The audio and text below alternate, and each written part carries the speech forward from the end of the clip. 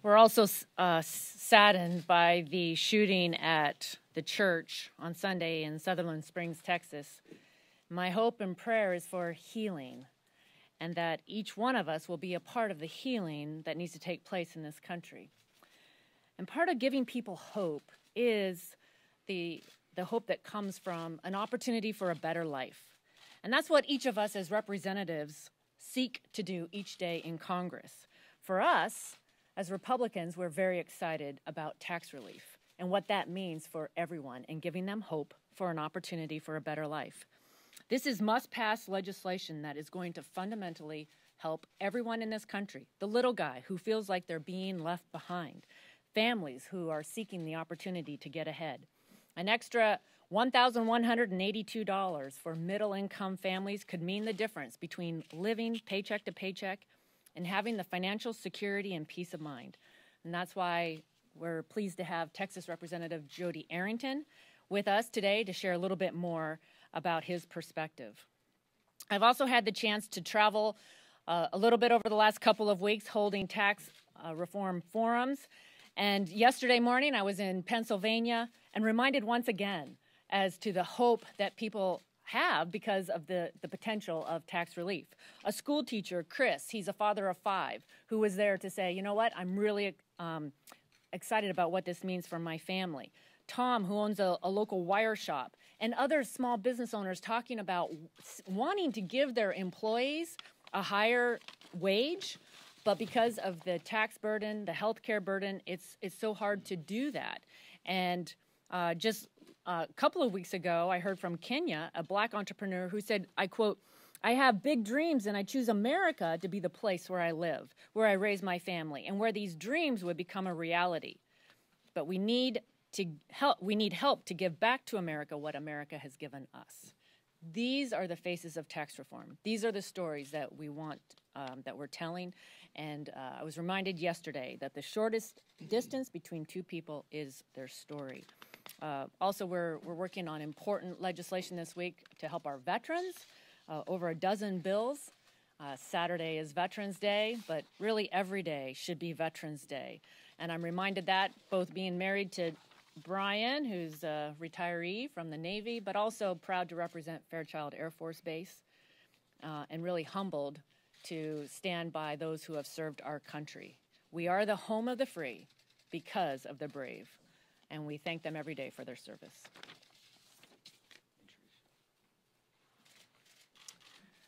Good morning. My name is Jody Arrington. I represent District 19 in Texas. Thank you, Madam Chair and leadership, for this opportunity to share my thoughts and my heart. First, I want my fellow Texans in Sutherland Springs to know that our hearts are heavy for them, and that we're grieving with them, and that we're praying for their community.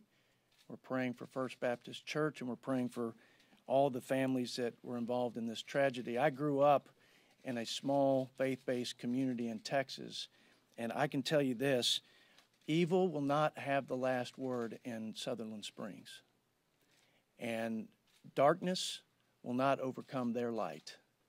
Now, as we lead up to Veterans Day, the best way we can honor our veterans is to deliver on our promises to these great heroes, and that's exactly what we've done in the House.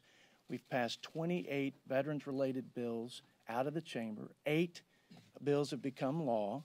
We have improved access to health care by giving our veterans more choice in their health care decisions.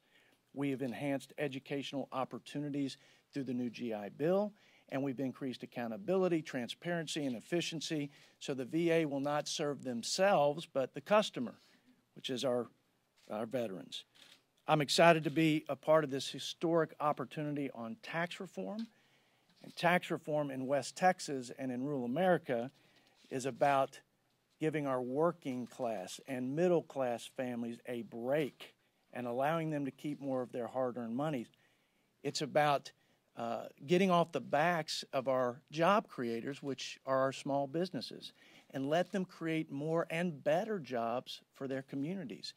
It's about giving our farmers, our family farmers and ranchers, a reason to invest in new tractors and combines and cotton strippers so they can do what they've been doing since the beginning of this great country, and that's feeding and clothing the American people, and be more productive at that. And then at the end of the day, when they pass that family farm down to the next generation, we don't want their kids to have to sell the family farm or ranch just to pay the taxes. It's great to be with you guys, and God bless America.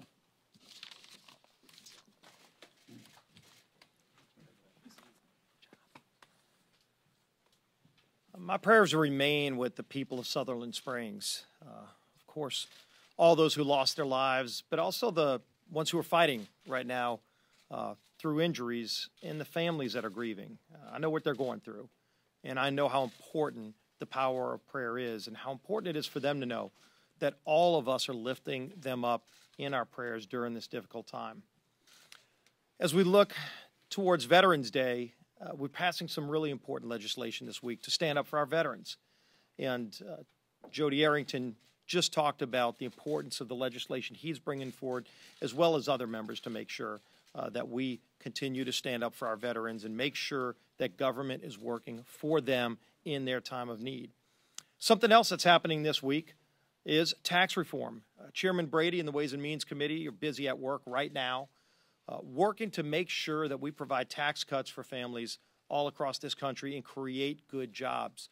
The Tax Foundation just came out yesterday with a new study on our bill that shows that nearly 1 million jobs will be created by this bill, as well as, once it's implemented, working families will see on average $2,500 more money in their pockets.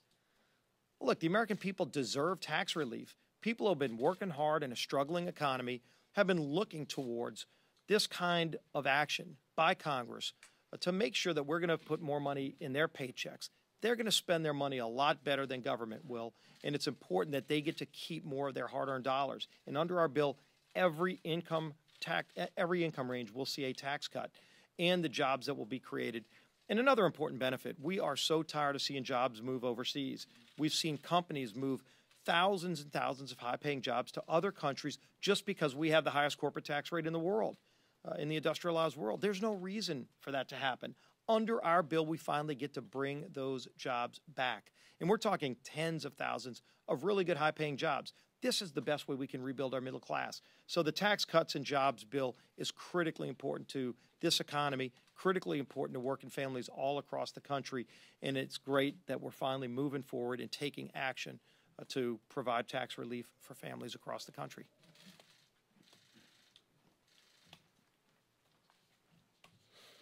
We are united around our neighbors in Sutherland Springs. We are united in prayer for those families who felt an unimaginable loss.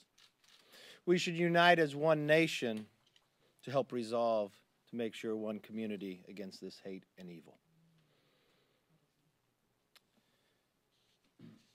To wake up on a Sunday, to know that you're going to go share your faith, to have this hate and evil move forward.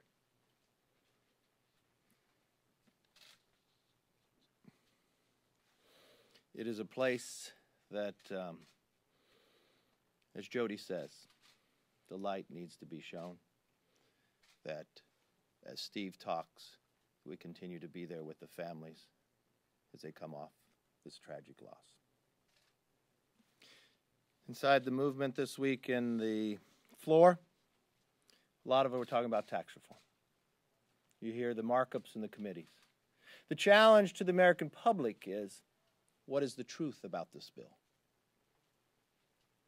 You look at a tax policy center that has to come out today and say they have to have new analysis. I hope this time they read the bill before they put analysis out. Or if I read the tweets from my own senator from California, not did she just receive one Pinocchio, no, not even two, and not even three, but 4 Pinocchios, the most you can, in their portrayal of really what this bill does. So I think what's most important is we should state the facts. For your average family in America, married couple with 2 kids, they will pay no tax on the first $55,000 they earn. They will save more than $1,182. That is a tax cut. But it's only in Washington that thinks almost $1,200 is not a lot of money to a family that's struggling. And it's not just this year they'll save the next year and the next year and the next. As we look going forward, how do we create more jobs? A lot of studies out there on what to make America competitive again. I was in the Oval Office last week. Sat and listened to a CEO that got to come to America, become a citizen, and he said he wanted to give back. He got together, they created a company with some of the best minds from others, from Bell Labs and others, and they created Broadcom. And they did well in America. But as the tax code kept creeping up, they found they could not be competitive in the rest of the world. So you know what their decision was? Was to leave America. Not because they wanted to, because the tax code pushed them out. So they went to Singapore. As I spoke with them in the last couple months, talking about our tax bill, they came to me and said, if this passes, we're going to come back. So they stood inside the Oval Office. They looked at the president. They said, based upon what you've done from the regulatory community and based upon what's going to happen with this tax bill, we're going to come back to America. Now, what does that mean? It's not a study. It's $12 billion in revenue back into America. And what do they do with that money? They spend $3 billion every year on R&D. They spend $6 billion every year on manufacturing. Those are the jobs we're talking about. That's the America that we dream of. We know of her greatness. We know of her ability to compete. We just need to give them the opportunity to make that happen. I don't believe this will be the only story. I believe this will be one of many stories. Ways and Means will finish up the markup this week, and we'll bring the bill to the floor after the markup is done. That's not the only thing that we're doing this week. We know a Veterans Day is coming. More than 15 bills, bipartisan, are going to pass this floor. I want to remind America of what we've worked on because it really says a lot about the moral and character of a country of how they treat their veterans. Earlier this year, no longer is a GI Bill only 15 years or you lose it. It's now you got a lifetime to use it. How we treat our veterans going forward, when you look at the number of bills moving this week, our Gold Star families still the access to come back. That's a bill by General Don Bacon. It says a lot about America and about our future, about what we're passing on the floor this week and the opportunity of what's to come. You know, I first want to express my deep sorrow for the people of Sutherland Springs. I think Jody said it extremely well. There should be no more safe place from the evils of the outside world than a place of worship. So we pray for these victims and their families, and yes, we do pray. I also want to commend the men who pursued the shooter. These men put themselves in harm's way to stop a killer. These people are heroes. They put their lives in the line for their neighbors, and we're gratified for what they did. Of course, as was mentioned this week, we celebrate Veterans Day. As you heard, just yesterday we passed a host of bills to improve access to care for those who served our country. I want to thank Jody Arrington. I want to thank the folks on the Veterans Affairs Committee for their work on this and for being here this morning. Now, last week was a big one in the House. Last week, we released the Tax Cuts and Jobs Act, the plan to deliver more jobs, fairer taxes, and bigger paychecks to working people and families in America. You know what the number that's huge for this one? $1,182. The average tax cut for an average household with 2 kids is $1,182. You got to remember, half the countries live in paycheck to paycheck, and a whole bunch of other people in this country are one paycheck away from living paycheck to paycheck. $1,182 for that average family, that goes a long ways to bring them relief, to bring them peace of mind. That's how much the typical American household is going to save under this plan. That's a tax cut that makes a big difference in their lives. The Tax Cuts and Jobs Act is also about jobs. Factoring the bill's impact on growth in the economy, the Tax Foundation put out an estimate that says this plan will create nearly 1 million new full-time jobs. Nearly 1 million new full-time jobs and raise incomes by over $2,500 over a decade. That brings hope to people in this country. That brings bigger paychecks, more take-home pay, more jobs, faster economic growth. That's how we empower people and create opportunity. The Ways and Means Committee is marking this up as it goes. This has been a long time in making. I'm very excited about it, and I can't wait to get this done because we know that this is the kind of relief that people need. The Joint Tax Committee says it's a tax cut for everybody across the board, but most importantly, we know it levels a playing field for American job creators so they stay here. It levels a playing field for our businesses so they don't ship jobs overseas anymore. And it gives hardworking taxpayers in the middle the kind of relief that they need to get ahead, the peace of mind they need so they can plan. That's why we're excited about this moment. That's why we're excited the Ways and Means Committee is doing a great job of getting it through their committee this week. Questions? Erica. Mr. Speaker, do you agree with the administration's decision to end temporary protected status for Nicaraguans in this country? I'd have to get back on you. I haven't looked at it closely enough. When you took the gavel, It's 2015. you promised a more open process. And my understanding is last night the Rules Committee broke the record for the most closed rules on the floor in a session, and also that you have not yet had a open rule yet on the floor. Do you feel like this is an open process? And if not, what would you say to critics? Yeah, absolutely. We have an open process. We're going through the committee process. All these bills are written by the committee. But we also don't want to have amendments that are designed to try and stop this process. There are a lot of dilatory tactics that people on the other side of the aisle are trying to employ to basically stop Congress from advancing. And we're not going to entertain dilatory tactics, but we're going to give the members the kind of space they need to craft their legislation. But most importantly, these bills are being written in the committee. You had more bills passed the committee in the first term. That's right. More bills have passed through the committee in this Congress in the first 10 months of this administration than Clinton, Obama, and both Bushes. Soybean. The tax foundation that you mentioned also said there would be a deficit of about $1 trillion even with economic growth factored in, and I wondered whether that gave you any pause. Well, first off, as you know, that they say that macroeconomic feedback means we're going to have more revenues than the static score shows. So they're showing a big static score feedback. They're showing higher wages, more jobs, higher wages across the board on all income levels, more jobs, about 1 million new jobs. But what we showed with our budget reconciliation instructions that we have a $1.5 trillion cushion. We believe that we're going to be fine on that. We believe that when you look at other analysis, whether it's going to be Treasury or the rest, that we're right there in the sweet spot with economic growth that gives us more revenue. We're where we need to be.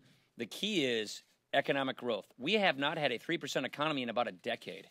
You can't solve the kinds of problems we need to solve in America unless we get real economic growth going to like 3%, which we think we can achieve with tax reform and regulatory relief. Wong.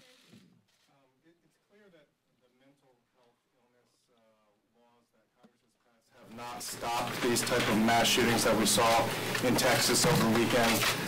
You've said you're not in favor of any gun control or gun reform laws. That's not the answer. What other ideas do you have? I said that, but what other ideas do you have to stop these type of shootings? Laws we got on the books. This man should not have gotten a gun. You know why? Because he was a domestic abuser. We have laws in the books that says if you're a domestic abuser, you're not supposed to own a gun. He was a domestic abuser.